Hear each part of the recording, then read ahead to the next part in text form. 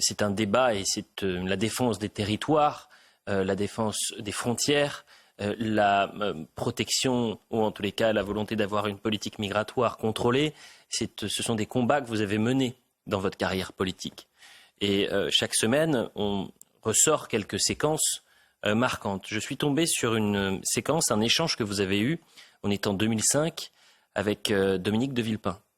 C'est très intéressant parce que Dominique de Villepin, aujourd'hui, fait la tournée des médias. C'est l'homme qu'il faut entendre pour la question au Proche-Orient. L'homme qui a la bonne parole. Réécoutons ce qu'il disait en 2005. Ce qui est intéressant également, c'est le climat politique, mais également médiatique. Tout ce que vous allez dire est finalement pas pris au sérieux. Et aujourd'hui, on en voit peut-être, je dis bien peut-être, les conséquences. C'est le 10e anniversaire du traité de Schengen. Par application de ce traité, la France a donc supprimé ses contrôles fixes avec l'Allemagne, l'Italie, l'Espagne. Et pourtant, j'étais à Modane hier avec mon collègue italien, où nous avons multiplié les patrouilles communes, les contrôles communs. C'est pour vous dire que nous continuons à travailler et à contrôler nos frontières. Les contrôles mobiles, puisque les contrôles fixes, de toute façon... Contrôle mobile, contrôle sur les autoroutes, contrôle dans les trains... Les contrôles Vous avez apporté tous les dictionnaires ce soir. C'est la Constitution. Il n'y a plus de frontières. Il y a un dictionnaire par nom. Non à l'Europe, non à la Turquie... Non au référendum. Oui, c'est une une Europe qui nous protège. Quelle constatation on peut faire aujourd'hui? Moi, j'en fais 3. Oh là là. Après 10 ans de S'il vous plaît, non, c'est 3 phrases. On va être obligé d'arrêter là. Hein. C'est 3 phrases. D'abord, une hausse fulgurante de l'immigration.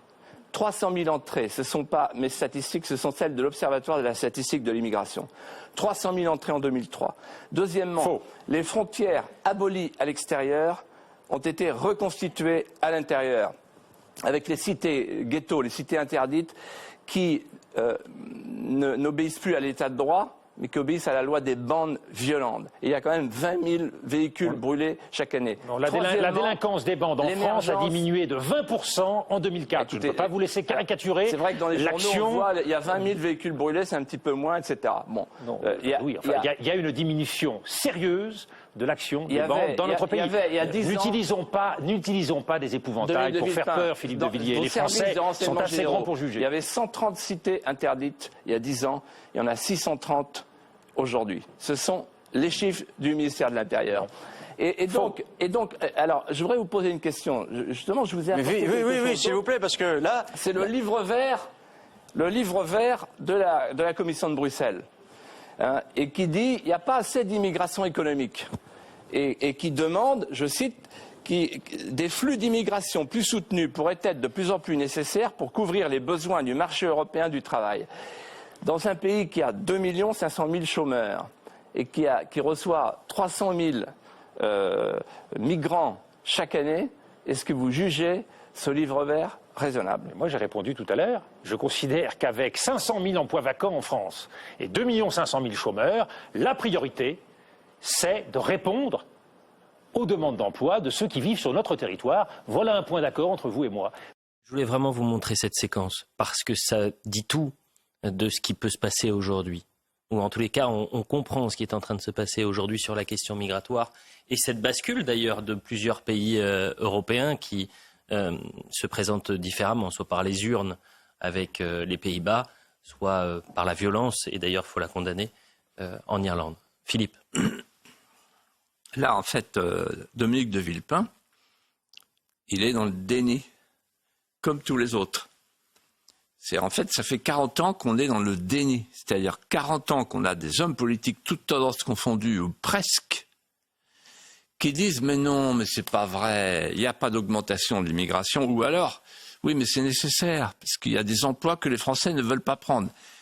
Et pendant qu'ils sont dans le déni, ils font des lois, comme la prochaine sur l'immigration, pour la régularisation des sans-papiers. Mmh. Et quand ils sont contre la régularisation des sans-papiers, qu'est-ce qu'ils font? Ils veulent faire des quotas migratoires.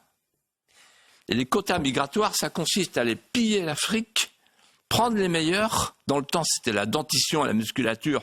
Maintenant, c'est les diplômes. On prend les meilleurs médecins, on prend les meilleurs ingénieurs, on les pique à l'Afrique qui les a formés. Et on n'a pas de scrupules. Ça s'appelle du néocolonialisme. Voilà. Et donc tous ces gens, en fait, la question qui se pose est la suivante. Pourquoi ils ont fait ça? Pourquoi ils font ça? Moi, maintenant je suis arrivé à une réponse. Ils ont la haine de l'ancienne France.